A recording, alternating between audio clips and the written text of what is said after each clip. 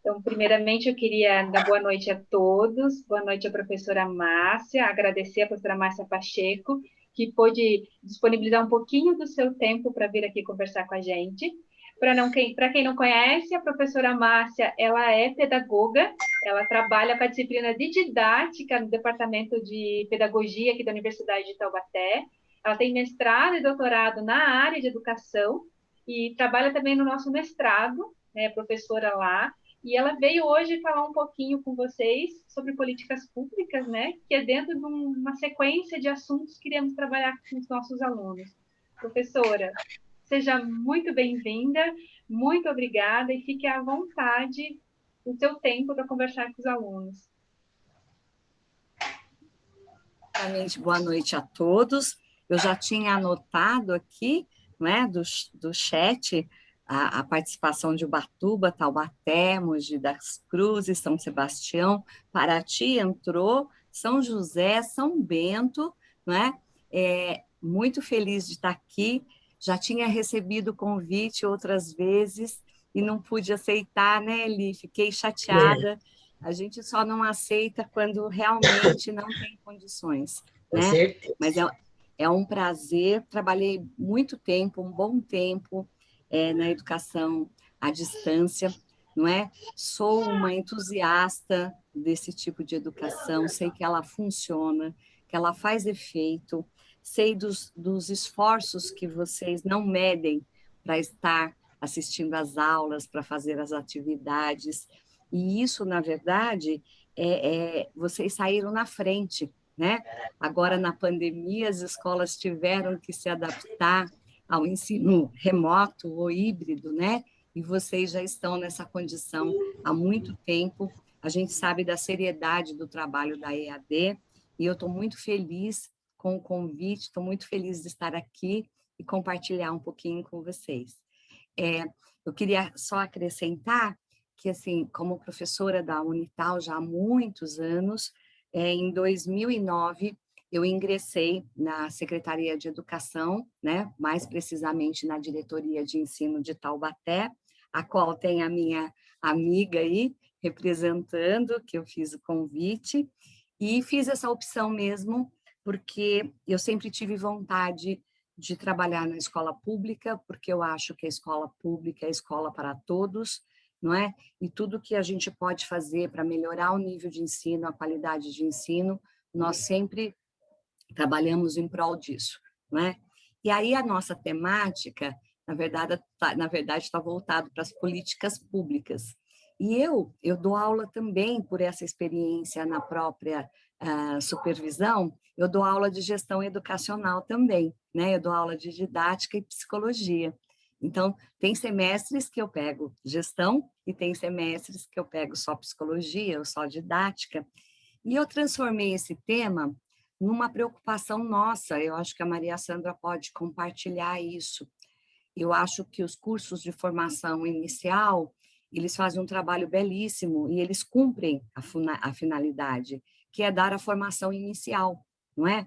Só que entre a formação inicial e o chão da escola existe uma distância, né? E muitas vezes essa distância só é percebida a hora que o professor se insere na escola, não é? E aí, muitas vezes, ele perdeu a oportunidade de conhecer e ser mais atuante. Então, o que eu fiz? Eu transformei as políticas públicas na gestão educacional. Atualmente, ampliou-se o campo do professor, não é? Nós tivemos outras décadas que você tinha que conhecer a sua área, né, de conhecimento, ir para a sala de aula e dar aula. Era só o que cabia aos professores. E vamos pegar essas décadas até 1996. Por que 1996? Não é? Desculpe, um pouquinho antes, 88, época da Constituição Federal. Ela chamava uma nova LDB, não é? Porque a nossa primeira LDB foi de 1961. Tivemos, em 71, uma reforma didática que aconteceu em pleno período ditatorial. E ela não foi uma LDB, ela foi uma reforma de ensino. ela trouxe alguns ganhos, muitos ganhos. Ela tem duas coisas que eu gosto sempre de destacar, mesmo uma reforma de ensino no período ditatorial. Ela ampliou a escolaridade obrigatória, né? Porque anteriormente, a 71, nós tínhamos primário, né? Exame de admissão e depois o ginásio. Quase que o exame de admissão me pegou. No ano que eu ia virar para o ginásio, caiu. Isso foi 71. Não façam as contas da minha idade, por favor. Falei bem rápido para ninguém ficar somando aí, tá bom? Mas no ano que isso ocorreu, né, eliminaram, na verdade, os exames de admissão. Então, ela tem o mérito, a reforma, né, de ensino da década de 71, ela tem o mérito de aumentar, não é, a escolaridade básica, porque a escola era para poucos.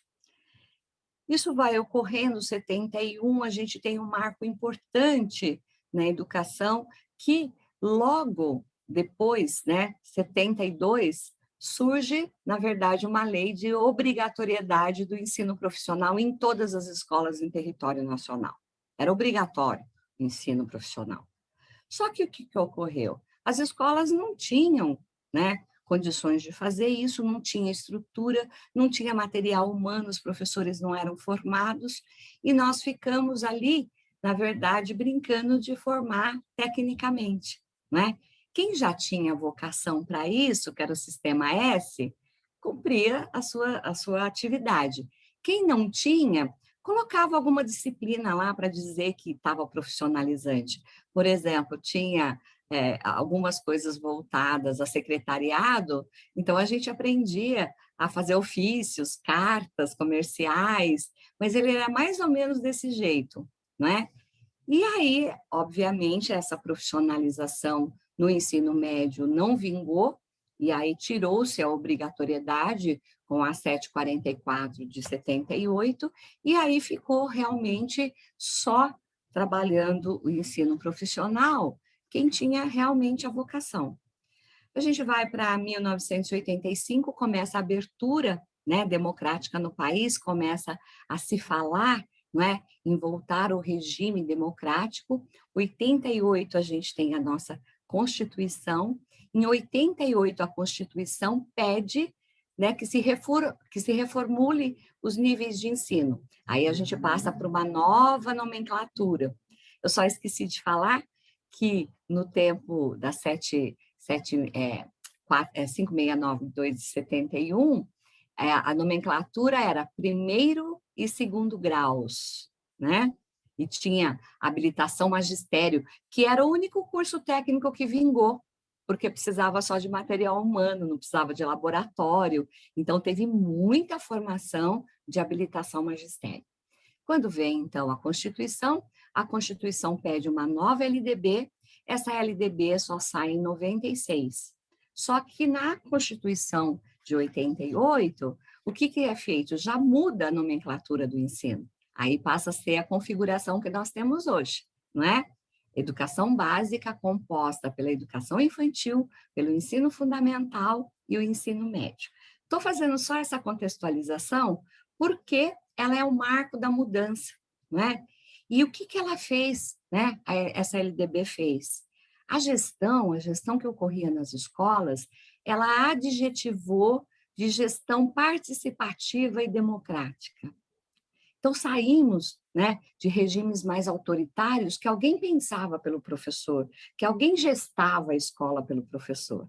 E aí, quando a LDB diz que a gestão tem que ser participativa e democrática, muda tudo, muda a configuração do professor, não é? E nós vamos ver, então, organizei a minha fala para mostrar essa nova configuração do professor, que não é mais só dar aula do conteúdo específico. Ele tem que participar dessa gestão democrática.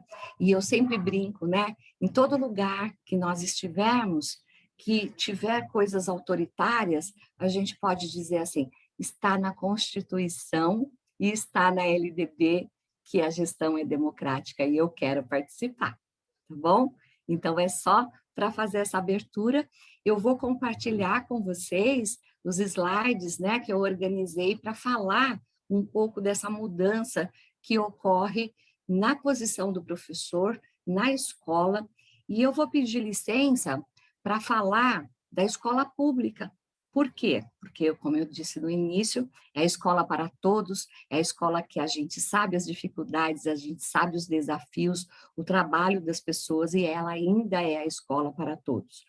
As escolas particulares que nós, professores, trabalhamos, eu comecei na escola particular e depois tive sempre o desejo de entrar para a escola estadual, elas têm as regras, elas têm os regramentos, mas quando a gente pensa de uma escola para o povo, a gente pensa numa gestão democrática, tá bom? Então, eu vou compartilhar agora. Se vocês podem se organizar para fazer as perguntas, nós pensamos, né, Suzana e Eli, que vou falar pouco para a gente conversar muito, né? E daí fazer uma apresentação mais geral, e aí a gente abre para a conversa e para o debate, tá bom? E aí, se vocês quiserem colocando no chat as perguntas, depois que terminar tudo, as meninas me ajudam aí nas perguntas para a gente bater um papo, tá bom? Então, vou compartilhar agora o material. Vou fechar aqui o chat que eu estava acompanhando. Eu não sei se chegou mais alguma cidade. Eu estou me sentindo o máximo aqui, olha só, com tantas cidades diferentes prestigiando aqui, muito bom. Chegou professora diferente, Eloy Mendes, que esse polo é bem de longe. Chegou mais alunos de São Bento, de Taubaté, mas temos um aluno de Eloy Mendes aqui. Eloy Mendes é aonde? Me contem, que eu vou passear lá. Eu gosto de coisas distantes para conhecer. Você conhece, Maria Sandra? É muito bom, gente. Eu vou compartilhar e a gente vai acompanhando aqui, não é, a chegada dos demais.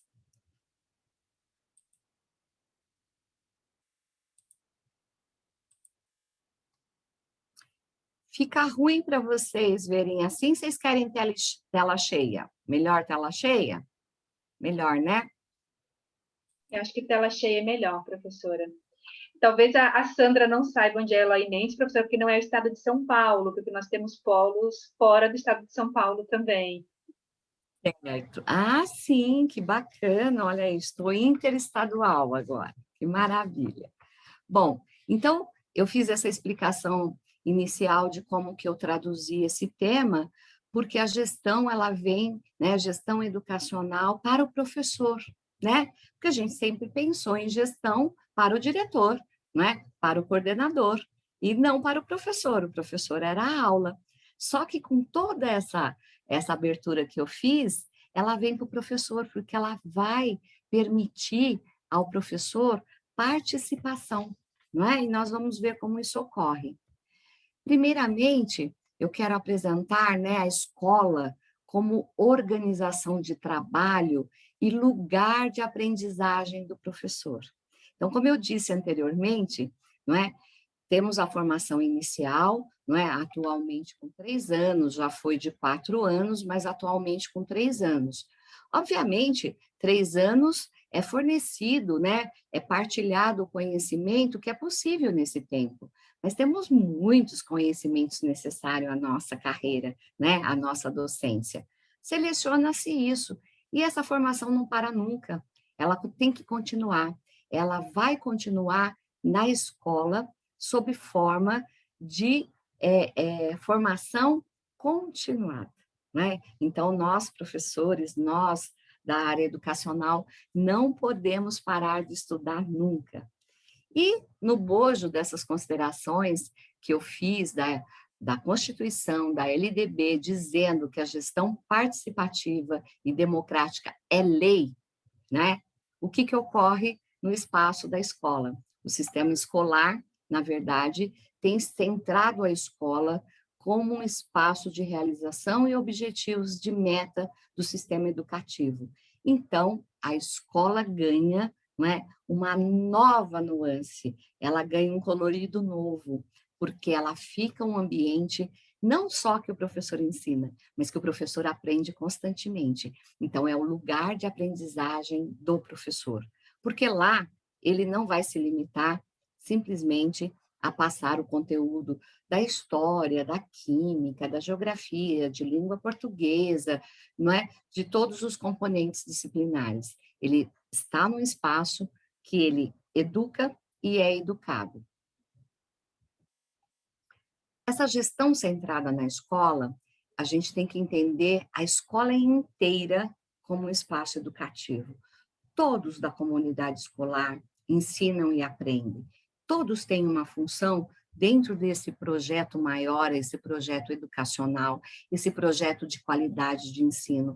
Cada componente da escola é um componente importante, não é? Você tem, na verdade, o pessoal que trabalha na secretaria, o pessoal que ajuda na limpeza, na organização dos alunos, na merenda, não é? Na entrada dos alunos. Todo esse pessoal é formativo. Ali se constitui um espaço educativo e nós temos que entender isso, né? Para tirar proveito disso, obviamente. Então, eu não entro na escola e dou aula, né? Eu entro na escola e compartilho saberes. A escola como um todo é um espaço educativo. E eu faço uma vírgula aqui para dizer o seguinte: as disciplinas são ensino, é ensino sistemático específico, né? Então, a gente tem que diferenciar educação, que é muito mais ampla, do ensino. Então, quando eu entro para a sala de aula, eu vou fazer o ensino e a educação dos meus alunos, mas a escola é um espaço, né, educativo. Então, ela tem que se constituir numa comunidade de aprendizagem. E construída por quem? Construída pelos seus integrantes. Quer dizer, temos, enquanto professor, que termos vontade de aprender e de ensinar nesse espaço. A prova disso é que temos os horários de trabalho coletivo ou as horas, né? Mudou, né? A atividade de trabalho coletivo, ATPC ou HTPC, para troca, para partilha, para estudar, para pensar nos problemas da escola, não é? Esse é um lugar específico em que o seu trabalho ajuda você a aprender mais sobre a sua profissão. E vou lembrar de um aspecto importante da nossa área educacional. É a única profissão, né, como o Carlos Marcelo diz, que quando você vai executá-la, você tem uma experiência, no mínimo, né, de 12 anos de escola. Você sabe o que é diretor, você sabe o que é um organizador da secretaria, você já viveu nos bancos escolares, você já teve uma porção de professores com estilos diferentes, maneira, né, de trabalhar diferente. Então, não é um universo que você sabe. O engenheiro, por exemplo, não tem esse privilégio, né? Ele não ficou construindo casas ou ajudando as casas, né? O médico também não, embora as consultas ao médico esporádico dá uma ideia, mas não como um aluno que passa 12 anos nos bancos escolares, né? Então, é um momento em que nós trazemos essa experiência enquanto alunos e vamos para a escola entendendo e tentando organizar essa escola como um espaço de formação para todos que nela, né, transitam. Tá muito rápido, gente? Eu engato a quinta e vou. Tá rápido? Não, professora, pode continuar, tá excelente. Qualquer coisa vocês me parem, tá bom? Eu me empolgo, né? Na verdade, eu sou uma empolgada pela educação e falar isso e partilhar isso, que eu acho que é tão importante, me deixa realmente motivada, tá bom? Bom, e aí, dentro de toda essa estrutura que nós falamos, cria-se na escola uma cultura organizacional. Cada escola tem o seu coração, cada escola tem o seu corpo, tem os seus membros. É um organismo vivo, né? Porque lá transitam pessoas, não é? Que trazem significados para a educação diferentes, modos de pensar, modos de agir, comportamentos, né? E isso dá a cada escola, e a Maria Sandra pode me ajudar nisso, porque temos, né, 43 escolas, ou 44 vinculadas à diretoria, e cada escola é única, e o sistema é o sistema estadual. Por quê? Porque aquela escola ganha um corpo vivo com as pessoas que estão ali, porque são maneiras partilhadas de pensar, são maneiras partilhadas de agir. As pessoas acabam, com tanto tempo de convivência, criando valores iguais, princípios iguais, né? Eu trabalhei muitos anos com a Eli, né? Nós temos muitas coisas iguais, né, Eli? Por quê? Porque a gente partilha no ambiente que a gente trabalha, né? É a hora do café, é a hora das reuniões. Isso cria, né, uma identidade naquela escola e um clima organizacional. Então, os futuros professores, quando forem para as escolas, não é, eles vão, de início, não partilhar daquela cultura, né? Porque ele não sabe ainda, mas com o tempo, com as interações, ele também vai fazer parte daquele espaço, né, educativo, como nós falamos. Bom, quais são, então, as características organizacionais da escola determinantes para quê? Por que eu coloquei aqui? Aproveitamento dos alunos. Eu poderia colocar. Depois, Suzana, eu até quero mexer um pouquinho na transparência antes de você mandar, porque a gente sempre faz o possível, mas sempre a gente pode melhorar, né? Então, mexer um pouquinho para dizer, eu coloquei aproveitamento, mas eu poderia colocar barra desempenho, né? Eu poderia colocar barra desenvolvimento, que é o que a gente quer com a educação. Então, quais as características das organizações escolares, né, que contribuem para o sucesso do aluno, para o desenvolvimento do aluno, para o desempenho do aluno, né? Então, a gente tem que olhar para a escola, o estilo de gestão, né? Como que o trio gestor, né, gere aquela escola?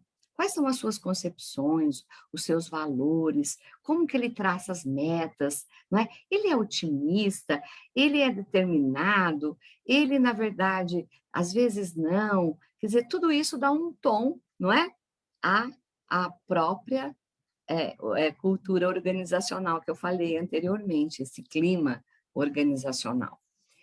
Qual é o grau de compromisso desses profissionais? E aí, a gente, logo de cara, sobre quem recai sempre sobre o professor, mas eu estou ampliando aqui. Não é só sobre o professor, né? É sobre a gestão, sobre os funcionários, né? Qual é o grau de compromisso de todo mundo a favor da educação, a favor da qualidade da educação? Como que é essa liderança organizacional? Ela é compartilhada?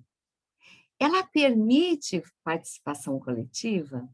Hoje pela manhã nós tivemos uma reunião, não é, Maria Sandra, em que eu dizia: trabalho coletivo, liderança é a tônica das escolas, não é? Porque é o trabalho coletivo que faz, na verdade, a diferença. E o trabalho coletivo, a liderança, o gestor tem que perceber, não é? Que todos somos líderes, não é? A gente assume, na verdade, uma questão de liderança situacional. Se eu não sou líder naquele momento, em outro momento eu sou, mas todos nós somos líderes. Então, estamos convidados a participar, estamos convidados a liderar nessa organização escola. E tem o currículo, né? O currículo da escola, ou o currículo de um sistema. E agora, né, eu falo que sempre pode melhorar uma apresentação, devia ter colocado aqui, BNCC, Base Nacional Curricular Comum, né? Que, de uma certa forma, coloca as aprendizagens essenciais a todos os níveis de ensino, desde a educação infantil, né? E isso se traduz, né, em um sistema de ensino ou em uma escola, num currículo. O que é um currículo? São as experiências educativas a que os alunos vão se submeter, né? Até a palavra currículo, ela determina, ela nos leva a pensar em pista de corrida, né? Quer dizer, eu tenho que passar, eu tenho que atravessar todo esse caminho para eu me formar. Então, junto com a base, qual é, não é, o caminho que eu traço para os meus alunos? Então, eu tenho que observar se esse currículo está sendo realizado. E também o nível de preparo do profissional dos professores. Por que eu adjetivei aqui de profissional? Porque muito tempo na história nós éramos os missionários, não é? As pessoas que gostavam de dar aula, que podiam doar, não é? E aí elas eram professores, não precisavam de reconhecimento social, não precisava de remuneração, né? Então tínhamos uma missão, nascemos quase que geneticamente, né? No sangue corre o sangue dos professores, porque nascemos assim. Obviamente, nós temos uma profissão que é muito cara, que a gente gosta, né? Que temos o prazer de gostar da nossa profissão. Mas, professores, vocês que estão aí me ouvindo, vocês estão aqui desde as 19 horas, se profissionalizando, adquirindo conhecimentos para exercer a profissão. Isso não é missão, isso, na verdade, é determinação. Vocês estão em outros municípios, em outros estados, se formando, se profissionalizando. Então, não é um trabalho missionário. A única vantagem que a gente tem é que a gente gosta, né, daquilo que a gente faz. E eu brinco sempre que tem aquele provérbio que diz: quem gosta do que faz, não trabalha um só dia. Eu inverti, eu digo assim, quem gosta do que faz, trabalha muito, muito, muito mais, fora do horário, faz coisas, né, diversas, se envolve em tudo, tudo que é projeto acha legal, não é que ele não trabalha um só dia, não. Ele gosta do que faz e trabalha muito mais, né? Tudo a gente gosta de fazer, tudo a gente gosta de participar. Então, coloquei aqui profissional, desenvolvimento profissional dos professores por conta dessa necessidade de continuamente estudarmos, de continuamente nos envolvermos nas questões educacionais. Então, como que fica essa participação do professor na escola? Vocês estão pensando, mas eu já vou lá dar aula e você disse que eu tenho que participar da gestão, né? Tem sim. A participação do professor na organização e gestão da escola. Então, né, pego aqui até uma fala do professor Libânio, que diz: as organizações educam e as formas de organização e gestão têm uma dimensão fortemente pedagógica. Por que fortemente pedagógica? Porque quando nós estamos lá nos envolvendo nas questões educacionais, nós estamos nos envolvendo no desempenho, no desenvolvimento, né, dos alunos, contribuindo para a sua formação. É uma maneira de assegurar essa formação. Então, de modo que se pode dizer que os profissionais e alunos da escola aprendem com a organização e as organizações também aprendem. Tá? Então, nós vamos entrar e vamos colocar o professor não só mais na sala de aula, mas na organização da gestão da escola, em prol de um melhor desenvolvimento da educação. Vocês vão ficar bravos. Nossa, mas colocou mais coisas para eu fazer? Vocês vão ver que depois é tão natural, né? Que faz parte do nosso trabalho, que incorpora. Eu não vou ser só professor de matemática, nem de história, nem de geografia, nem de arte, né? De química, de física, de biologia. Eu vou ser um educador completo. E aí, os professores que participam da gestão da escola, o que eles fazem? Tomam decisões coletivamente. Eles participam, eles têm que participar dessas decisões. Lembrem que está na lei, gestão democrática e participativa. Tá? Eles formulam o projeto pedagógico da escola. Eles têm que participar desse projeto pedagógico, que não é da gestão, né? Que ela é da escola inteira. Eles dividem com os colegas as preocupações. Então, a preocupação de um colega de uma área também é minha, porque eu sou parte daquela escola. Ser solidário àquilo, eu tenho que participar daquilo, eu tenho que assumir coletivamente a responsabilidade pela minha escola. É a minha escola, é onde eu trabalho, é onde eu exerço a minha profissão. E Como que eu faço? Eu tenho que investir no meu desenvolvimento profissional.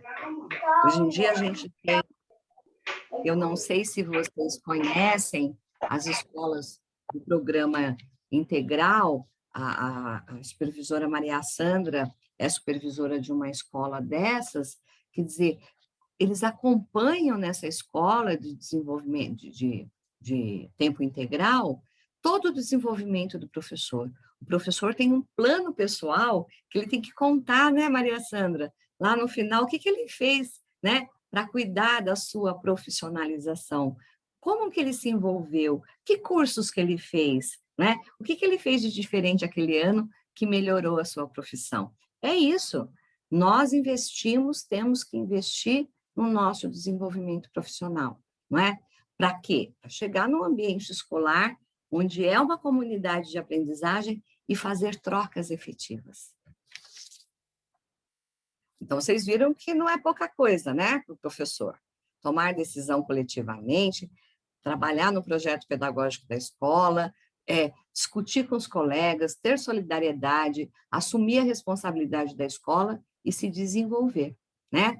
Então, às vezes a gente fala assim, ai, mas a instituição que eu trabalho, ela não investe em mim, ai, ninguém investe, os cursos são caros. Hoje em dia, no sistema estadual, e muitas escolas fazem isso, né, escolas particulares fazem isso individualmente, elas fornecem sempre curso, tem sempre curso de formação para fazer, né? Online, né? Tem tantos cursos também, né? Na internet que pode ajudar a cuidar da nossa formação. Então, hoje a gente não tem desculpa para não se desenvolver profissionalmente.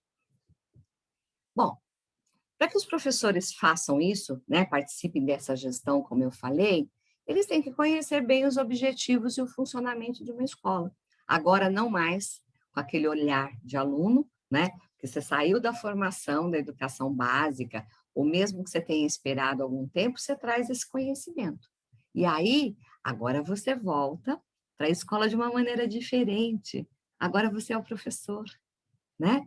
E você vai olhar para essa escola com um olhar totalmente diferente. Você teve as teorias, você teve momentos de prática, você vai olhar para essa escola e vai iluminar, não é, as suas decisões com os conhecimentos que você adquiriu. Eu gosto bastante da fala da professora Bernadette Gatti, quando ela diz assim, que o referencial teórico é um holofote que ilumina, não é, a prática. Então, eu vou lá para aquela prática na sala de aula e eu vou com esse holofote de conhecimento para dizer assim, agora eu vou ver diferente, agora eu vou analisar diferente, né? Então, ele tem que conhecer esse funcionamento e esses objetivos da escola. Ele tem que conhecer as condições sociais do entorno da escola, da comunidade, né? Dos seus próprios colegas. Quais são as condições organizacionais que essa escola tem? Como que ela se organiza administrativamente? Como que é a secretaria dessa escola, né? Exige muita complexidade em cuidar de todos os prontuários dos alunos, né? Da vida funcional do professor, né? Dos materiais didáticos e pedagógicos que vêm para a escola. Eu tenho que saber o que a escola tem, do que eu posso dispor. Dominar também e exercer a competência da docência. E aí é na sua área específica. Só que na docência vai envolver um aspecto que eu coloquei também aqui na nossa conversa, que é cuidar da formação do ser e do conviver das pessoas, né? Porque nós estamos na sala de aula e temos, sob nossa responsabilidade, os alunos.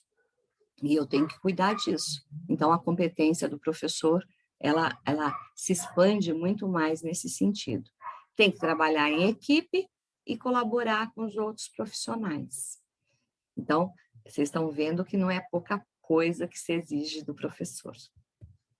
Bom, então, com a contribuição do Libânio também, eu coloco, apesar de todos os problemas enfrentados pela escola, os professores continuam sendo os principais agentes da formação do professor. Ela é direta, né? ela é direta, é um contato direto. A qualidade do resultado da aprendizagem, ela também é inseparável da qualidade da gestão educacional. Então, se eu observo na escola que eu preciso tomar medidas de gestão e o diretor não está mais sozinho, o coordenador não está mais sozinho, eu, na verdade, sou partícipe das decisões da gestão na minha escola. Então, eu tenho que participar. A hora que eu elaboro o projeto político-pedagógico, a hora que eu trabalho nos colegiados ou nas instituições auxiliares da escola, eu estou ali, não é? Participando dessa gestão, porque a gestão cria condições para que o ensino ocorra, que o ensino específico ocorra, que a atuação da docência ocorra. Então, essas competências vou tornar mais específica aqui, porque logo em seguida eu vou falar de cada um dos lugares que vocês podem participar, que nós, professores, participamos, né? Se a gente pensar, por exemplo, na universidade, nós temos os conselhos, né? Também, nós temos os conselhos de departamento, os conselhos da universidade, nós temos que exercer essas decisões conjuntas, isso é importante para a nossa formação. Competências necessárias à participação, então, dos professores na gestão da escola é ter a interação entre si, com os alunos e com o grupo de trabalho, que seriam os professores e a equipe gestora. Desenvolver essas capacidades de liderança. Todos nós temos liderança. Em algum momento, em alguma circunstância, sempre somos líderes. Só que a tendência é sempre mais desenvolver essa liderança. A gente tem que compreender que vêm as inovações organizativas, pedagógicas e culturais. Olha o que a gente teve que fazer agora na pandemia, gente. Né? Eu estou muito melhor do que eu estava anteriormente. Eu não mexia com as mídias, eu não dava teleaula, eu não usava Jamboard, eu não usava mapa mental pela internet. Hoje em dia eu faço tudo isso. Eu morri de medo, eu morri de medo. Nos primeiros dias, vou contar para vocês, vocês não contem para ninguém, não espalhem nas cidades de vocês, tá bom? Mas, os 15 dias primeiros, eu ficava me olhando quando eu dava aula. E eu nunca me via antes quando eu dava aula. Eu via os alunos, né? Eu via os alunos me viam, mas eu não me via. Eu falava para os alunos, eu não me via. Os 15 primeiros dias, aquela janelinha, essa janelinha do Zoom ou do Teams, ele me chamava atenção para mim. Eu falava, nossa, eu faço essa careta mesmo, eu sempre faço careta para falar. Nossa, eu mexo com a mão assim. Eu estava num processo de identidade profissional de novo, não é? E as coisas que a gente fala em aula, às vezes a gente fala um né. Nossa, né, tá gravado. Eu falei, né? Eu entrava em pânico, eu falava, o que que é isso? Não é? É uma mudança de identidade. Mas não adianta falar, olha, eu não quero Zoom. Não, você tem que se formar para a mudança, você tem que se preparar para a mudança. Então, é nesse sentido que a gente não pode rejeitar, não é, as inovações pedagógicas e nem curriculares. Ah, a base está aí, então eu sou muito crítica da base, ela não serve. Ela tem, sim, os seus problemas, tem algumas críticas, mas é com ela que eu tenho que trabalhar. Então, qual é o meu papel? Meu papel é desenvolver o senso crítico, estudar bastante para que eu possa driblar os problemas que ela tem e não ficar falando, ai, a base é ruim. Ai, a teleaula, a aula remota é ruim. Então, sou eu que tenho que me aperfeiçoar para ter uma certa, não é, um certo desenvolvimento em áreas que eu não conheço, tá? Aprender a tomar decisões sobre os problemas, dilemas da escola, a gestão e a sala de aula. E o interessante do professor é que ele tem a gestão da escola para participar e ele tem a gestão da sala de aula, que também vai exigir dele algumas competências. Ele deve conhecer, informar-se, dominar o conteúdo de discussões para ser um participante atuante e crítico. Ele não pode chegar na escola na hora de uma decisão e falar, ai, não gostei disso, mas você não gostou por quê? Quais são os seus argumentos? Quais são as suas sugestões?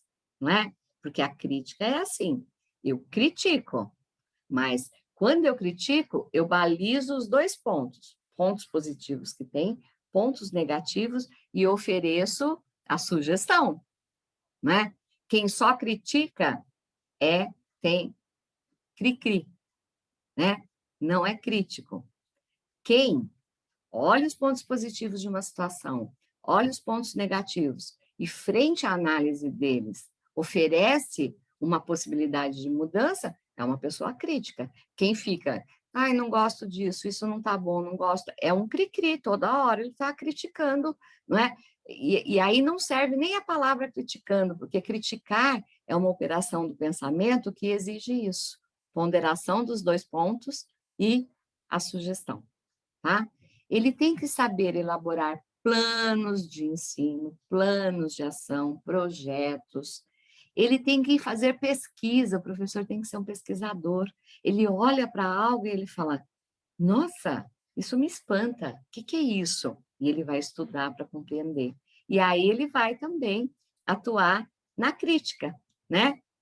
Aí ele pode dar sugestões, porque ele pesquisou, porque ele estudou, porque ele foi atrás. Ele também tem que conhecer, não é, a avaliação de sistemas, avaliações externas, compreender como elas se organizam, para que elas servem, qual a finalidade, porque ao final das contas, depois que eu formar meu aluno, ele vai ser submetido ao SAEB, não é? Anteriormente ao SARESP, a prova, ao PISA, né? Desempenho, não é? Mundial. Então, eu tenho que, na verdade, estar atento a tudo que toca a escola. Então, nesta área de atuação, né, do professor como gestor na escola, vou repetir de novo: projeto pedagógico, gestão, currículo, ensino, desenvolvimento profissional e avaliação. Isso que nós temos que entender para participar da gestão de uma escola. Como fazer? Como que eu vou fazer isso? Olha aqui esse esquema, é bem interessante. Aqui eu tenho, na verdade, os objetivos educacionais, eu tenho um projeto para ser desenvolvido, que é o projeto de melhoria ou o plano de ação da escola, eu tenho o currículo que eu tenho que levar em consideração e eu tenho o ensino, visando o quê? Melhorar a qualidade, desenvolver os alunos cognitivamente para que eles possam se desenvolver. Não posso desconsiderar, né, a cultura organizacional dessa escola, os tipos de avaliação a que ela é submetida, as práticas de gestão e o desenvolvimento profissional. Então, eu fecho tudo que eu falei anteriormente. Todo esse conjunto é a gestão, né, do professor na escola e na sala de aula. Bom, uma escola bem gerida, né, é aquela que melhora as condições e assegura as condições de todos os envolvidos na escola para que os alunos realmente saiam bem desenvolvidos, saiam com aprendizagem. Parece que falar é fácil, não é. O desafio é tremendo. E os diretores enfrentam esse desafio todos os dias, os professores também, todo mundo que está na escola faz isso. E eu não estou falando, quando eu fiz a minha defesa à escola estadual, eu não desmereço em nenhum momento escolas da rede privada. Eu tiro o chapéu para todos os profissionais que trabalham nas diversas áreas do campo educacional. Eu tiro o meu chapéu. A gente sabe que é um trabalho que não é fácil. Modos de participar na gestão participativa. Como é que você vai desenvolver todo esse trabalho que eu falei do currículo, né, da proposta pedagógica? Nós temos, na verdade, que ter a participação visando esse objetivo comum, que é a melhoria da qualidade do ensino, as ações coordenadas para que isso ocorra, o empenho e a identificação do seu papel. Qual é o seu papel naquele lugar? A gente tem que sempre se perguntar: a serviço de quem eu estou? Por que eu estou aqui dando aula? Não é? Não é uma profissão que é atraente pelos salários, não é? Ela não é, olha, eu vou ser professor porque eu vou ficar rico, porque eu vou ganhar muito. Nós temos, na verdade, um papel determinante nessa escolha e na atuação daquele lugar. Então, como é que você pode participar? Quando você pode participar? Qual é o seu grau de controle nessa participação? Qual é a importância da sua decisão? É possível opinar? É possível colaborar? É possível fazer? Sim. De que forma? Uma das formas eficientes na escola, de gestar a escola, de participar da gestão, é o conselho de escola, né? Os conselhos, eles são espaços públicos importantes para que a gente tenha assegurado essa participação prevista na Constituição, como eu falei. No ensino público brasileiro, a gestão é participativa e ela foi confirmada, além da LDB, desculpa, além da Constituição na LDB. E hoje, todos os sistemas integrados, Plano Nacional, Plano Estadual e Plano Municipal, eles prevêem a participação em órgãos colegiados, né? Ou instituições auxiliares. Então, os conselhos escolares são espaços privilegiados de construção de democracia e de cidadania. Então, nós vamos participar. Quem participa do conselho? Toda a comunidade educativa, porque ela tem representantes de todos os segmentos. Então, participa a equipe gestora, participa professores, participa funcionários, pais de alunos e alunos. Isso, né, vai ficar para outro dia, né? Depois, se vocês reforçarem o convite para eu voltar, falar, volta, volta, eu volto e falo disso. Porque aí a gente vai falar de como é a composição, que daí hoje não daria tempo, né? Mas dizer que ele é um órgão colegiado que participam todos os integrantes, a comunidade educativa, e ao momento que eles têm voz. Mas tem uma coisa importante que eu chamo a atenção, eu acho que a Maria Sandra vai concordar comigo, né? Porque a Maria Sandra está há muito tempo, tem muita experiência como diretora, como professora da rede estadual. Eu não posso assumir a participação nos conselhos como a Márcia, se eu sou professora e participo. Eu tenho que assumir a posição no conselho como alguém que representa os professores, né? E para isso vai a consulta, a discussão com os professores, para quando eu estiver no conselho, eu não dar a minha opinião, eu representar um grupo de professores. Então, eu acho que falta muito para os conselhos, não sei se você concorda, Maria Sandra, no sentido que eles teriam que discutir antes, e não só, marcou a reunião, aquele representante vai, não é? Ou aquele grupo de professores vai, ou o grupo de pais vai. Na verdade, eles são representantes daquele segmento, representantes de professores, representantes de pais, representantes de alunos, eles têm que criar uma dinâmica, se conversarem, para quando tiver uma reunião efetiva do conselho escolar, essa fala, essas argumentações representem os que não estão presentes, né? Que seria, se a gente fosse fazer uma analogia com o governo, deveria ser assim, né? Entre os deputados no município, entre os vereadores, nos ouvir, né? E não decidir sem nos ouvir, tá?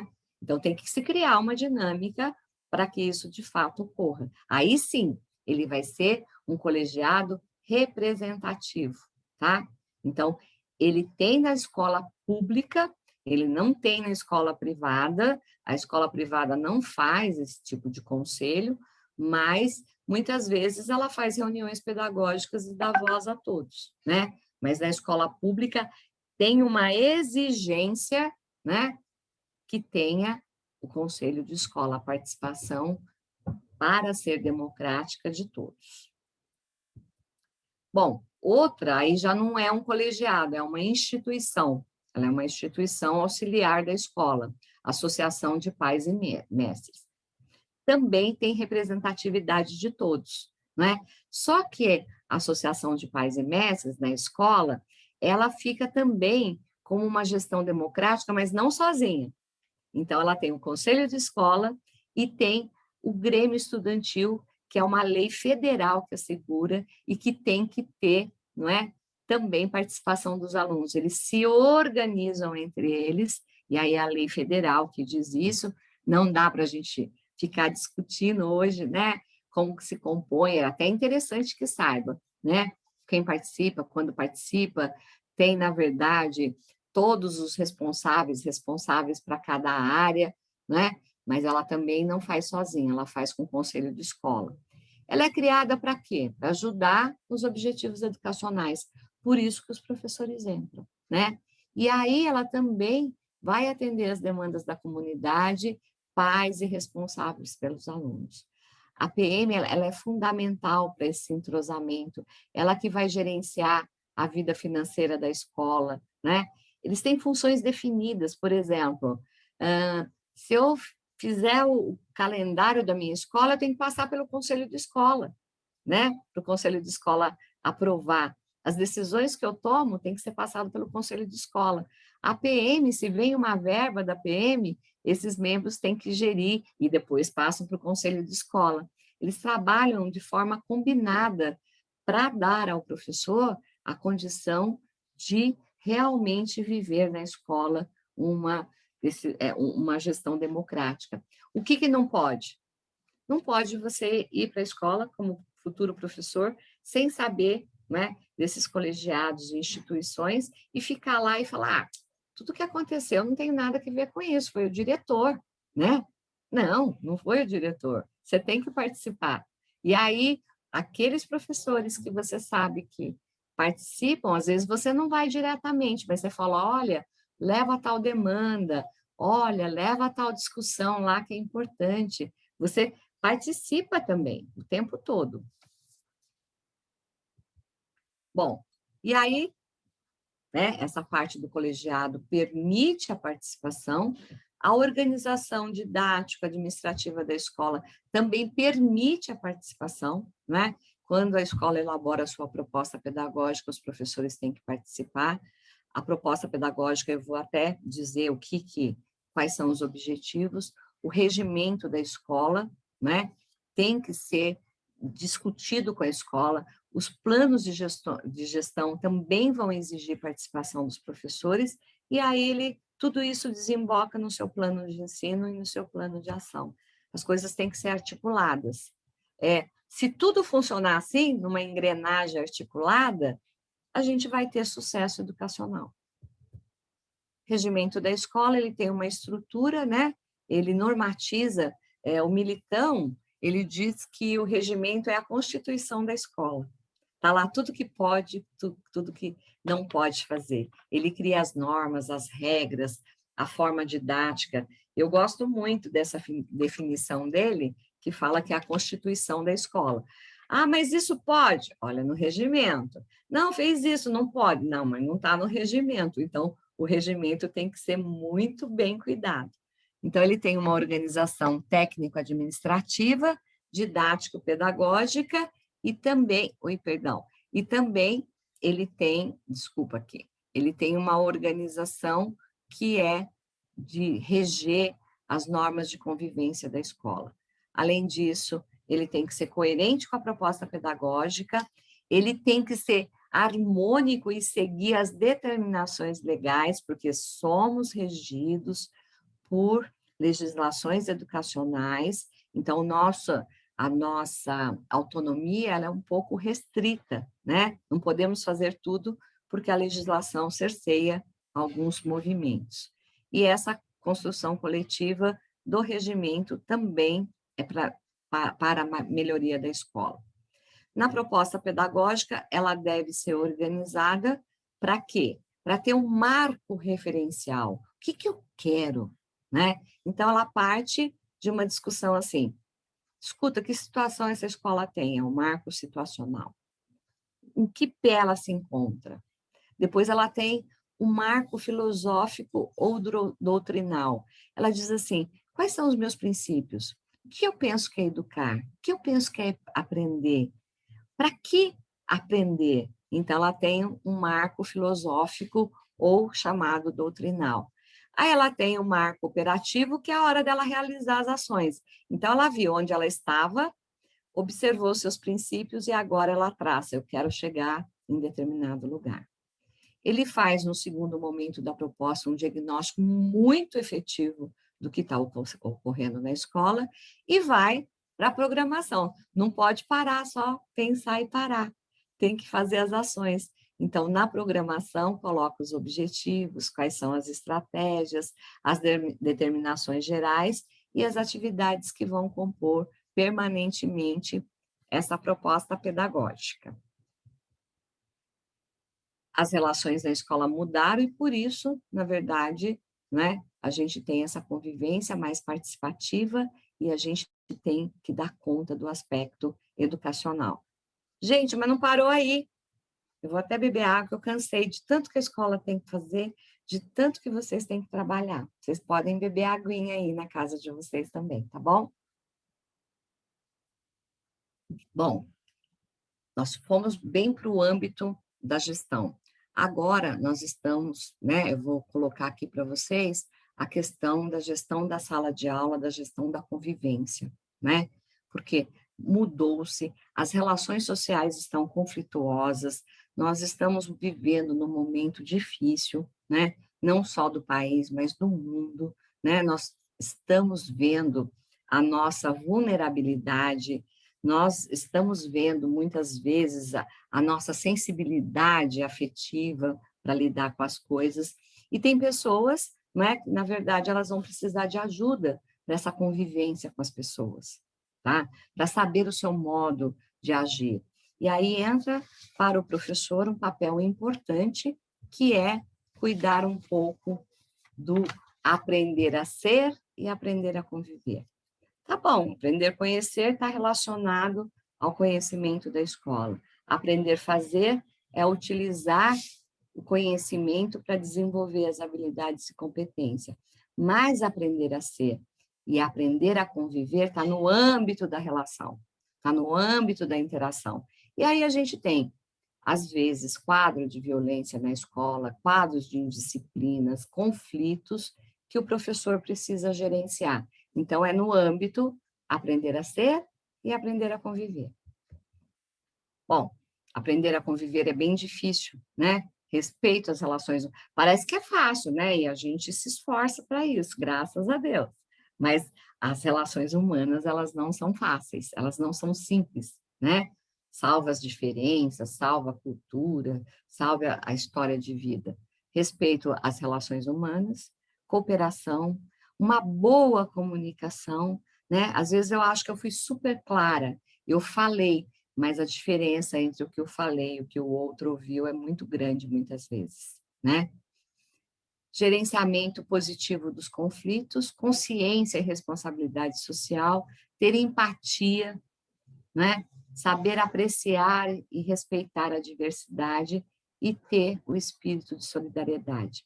E aí entra uma função, né, primordial para o professor, né, que eu já falei basicamente aqui, a importância do diálogo e da paz, dos valores sociomorais, do aprimoramento das relações, das boas relações, da compreensão da diferença, da interculturalidade. A cultura do outro é a cultura do outro, não existe uma cultura melhor do que a outra. Aí é a cultura da não violência, né? Olha, a gente tem a cultura da paz e a cultura da não violência. Quer dizer, você pode até não lutar pela paz, mas você não pode ter a cultura da violência, tá certo? Então, as relações são complicadas nesse sentido. E aí vem aqui, né, um caminho possível.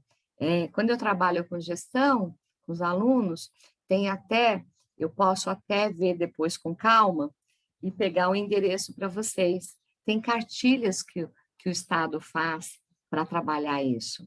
Tem material para trabalhar isso. Então, a gente vai falar da mediação e das práticas restaurativas. Elas são bem interessantes, elas dão dicas muito interessantes. Eu vou pedir para a Suzana depois aguardar para eu mandar, eu vou copiar o link aí para vocês desse material, que qualquer um pode entrar e pode, não é, desfrutar do material, que aí ele ensina realmente como é a cultura, né, desculpa, essa prática restaurativa, visando harmonizar o ambiente, tirar os conflitos e melhorar a relação entre as pessoas. Nesse sentido, né, as práticas restaurativas, elas gerenciam os conflitos, facilita, na verdade, o contato, a comunicação entre as pessoas que viveram esse conflito, visando realmente chegar ao momento de solidariedade e de cooperação, tá? Elas têm mudanças, né, a partir delas, com o trabalho do professor, e o professor não nasceu sabendo. Ele pode, na verdade, aprender, né? Inclusive para ele mesmo. Muitas vezes a gente lê o material para a gente mesmo, porque cada um de nós tem uma maneira de ser, né? E às vezes não é compatível com a calma, às vezes a pessoa não é para trazer a paz, a pessoa, o próprio jeito dela já não traz a paz, entendeu? Ela traz os problemas, né? Então, ele também precisa aprender para si isso. Então, ela é uma abordagem inclusiva e colaborativa, ela resgata o diálogo e permite, na verdade, uma comunicação com todos os envolvidos na escola.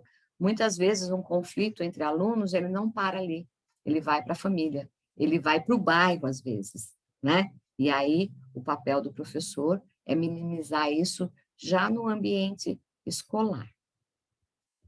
Faltou uma lâmina, falha nossa, só para dizer para vocês, obrigada pela paciência, por me ouvir, não é? A gente tinha ali uma prerrogativa de não se estender muito, mas começamos um pouquinho depois. Acho que eu gostaria de criar em vocês a curiosidade e a motivação para aprofundar esses temas, né? Faltou colocar também, Suzana, as referências para que eles possam buscar esses conteúdos nos livros, nos artigos científicos que eu utilizei para montar o material. E, assim, faltou lá muito obrigada, que eu vou fazer, estou fazendo aqui, né, de pronto a vocês. E abro para se alguém tiver alguma pergunta, alguma consideração.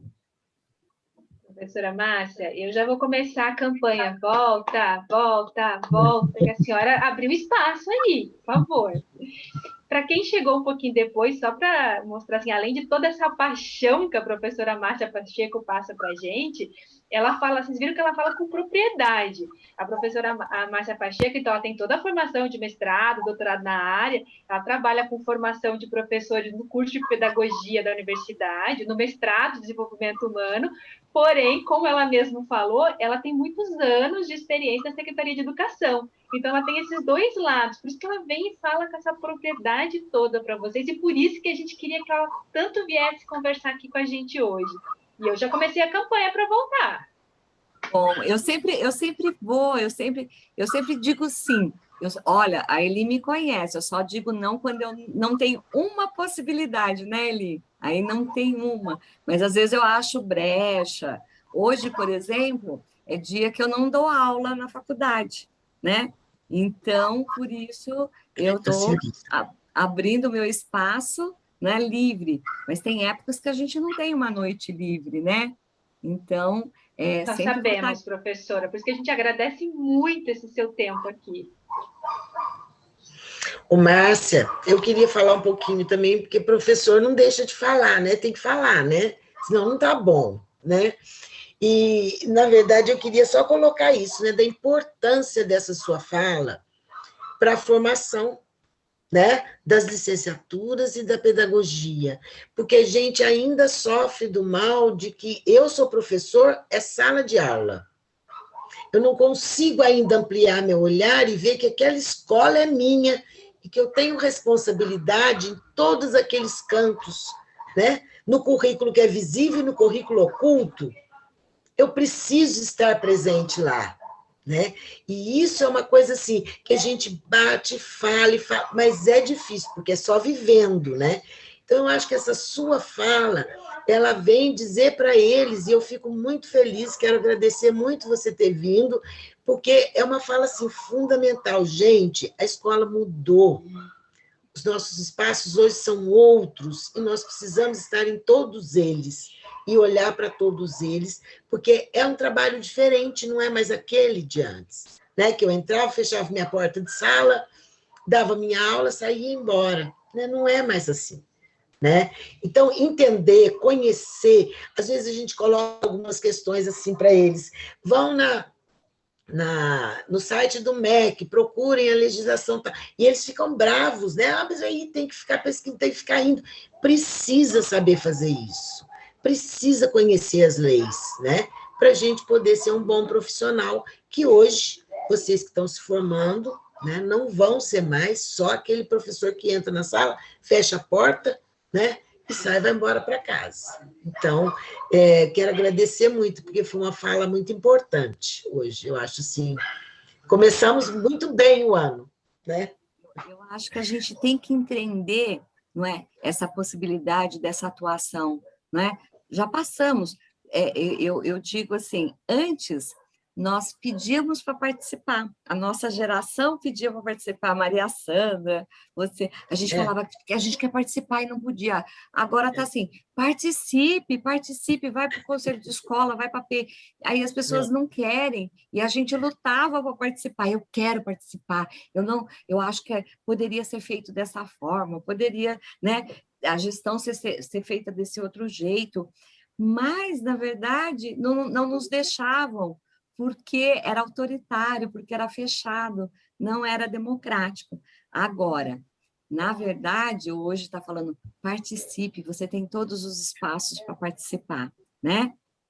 Gente, olha, e fora isso, eu falo, eu volto mesmo, que pessoal mais simpático, quanto carinho aqui nesse chat, muito obrigada pelo carinho de vocês são muito doces aí. Volto sim, viu? Sempre que eu puder, a gente volta. Tem pontos de discussão da psicologia. Ele me chamou ano passado para psicologia, eu não consegui vir, Não fiquei deu chateada. certo. Não deu certo, mas todas as oportunidades que forem possível, não é?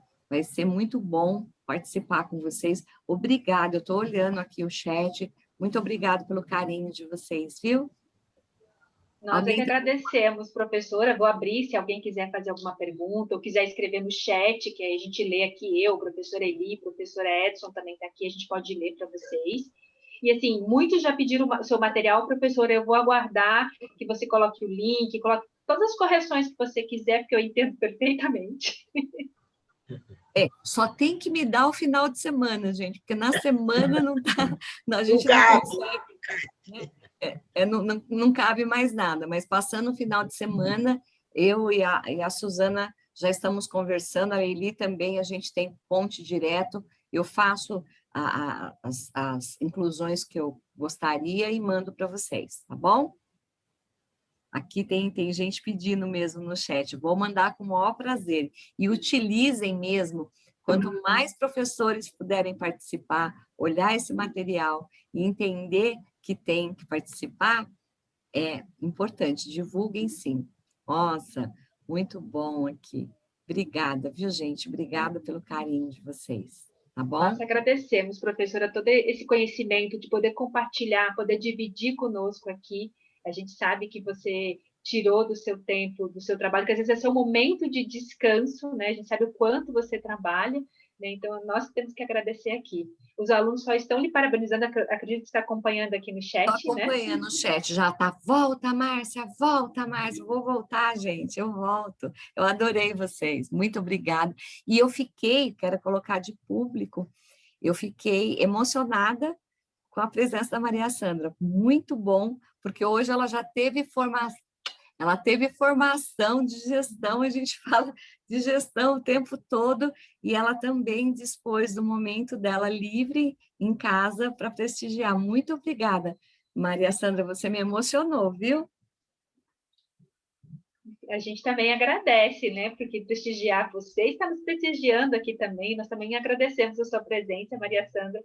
E, assim, só respondendo uma pergunta que chegou no chat, está perguntando das atividades complementares. Então, todo mundo, todos vocês alunos que estão aqui participando, não esqueçam de deixar o nome de vocês, o curso, o polo. A gente vai fazer uma lista de presença e eu vou fazer isso. Eu, Suzana, vou repassar para os coordenadores para que eles já contabilizem as horas de vocês. Tá bom? Então, não esqueçam, quem não escreveu no chat ainda, por favor, coloque aí. Não precisa fazer relatório não, tá, Herbert? Eu vou passar para os coordenadores.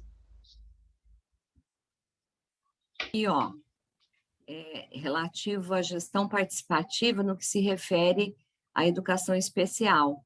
Isso mesmo. Na verdade, a gente tem que tornar o espaço da escola um espaço inclusivo para todos e principalmente para o público da educação especial que tanto precisa. E são nessas participações que a gente pode decidir, né?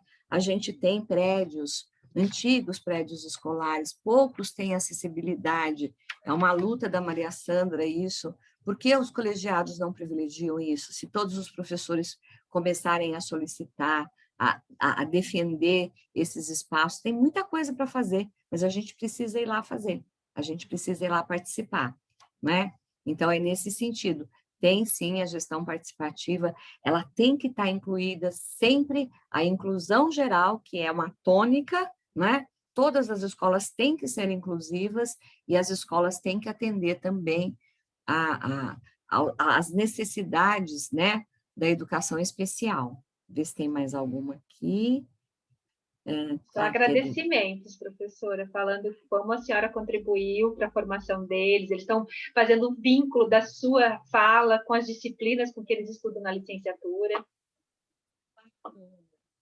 Olha, muito bom. Tem alguns reafirmando aqui as coisas que nós trabalhamos.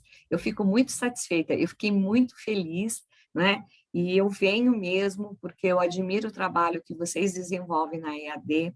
Como eu falei, eu já trabalhei há algum tempo, eu sei que é um trabalho também de muitas demandas, e é um trabalho sério e comprometido, e eu também, eu parabenizo o tempo todo a iniciativa, né, da nossa casa, da Unital, que sou filha da Unital também, e em tudo que ela faz, ela agrega qualidade, por quê? Porque as pessoas que trabalham nela são envolvidas, é a diferença que faz as pessoas.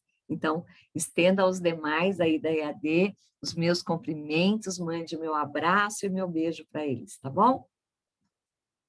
Professor Edson, que está presente, que eu não o conheço, não é? Mas um prazer em conhecê-lo. Prazer é todo meu, professora. Muito obrigado também. Fazendo minhas palavras da professora Suzana, agradecendo, que foi muito rico, e eu só estou vendo aqui os alunos fazendo interações e fazendo ligações com as disciplinas que eles estão estudando. É muito bom. Muito rico isso, né, professora? Uma visão diferente, né? Uma visão dinâmica da estrutura. Porque até, inclusive, quando eu recebi o convite, a fala foi me dada mesmo, assim, políticas públicas, a questão da gestão, e eu quis traduzir essas políticas públicas tão importantes, não é? Na profissão do professor mesmo, naquilo que ele tem que desenvolver, porque ele é muito importante na sala de aula, com um conteúdo específico, mas ele tem que ser muito importante na gestão, né? Na gestão da escola. E só para deixar a senhora assim, ciente, e os alunos também, né?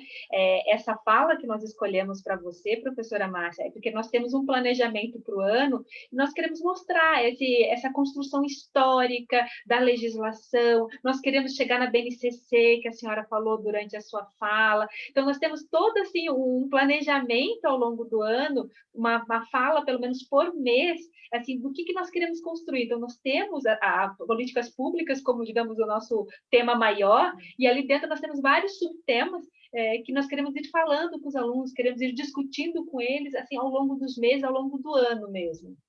Bacana. E pena que aquela minha fala inicial eu não coloquei no slide, né? Mas eu posso pôr. Olha... Eu fiz esse retrospecto, né? Essa retrospectiva das leis.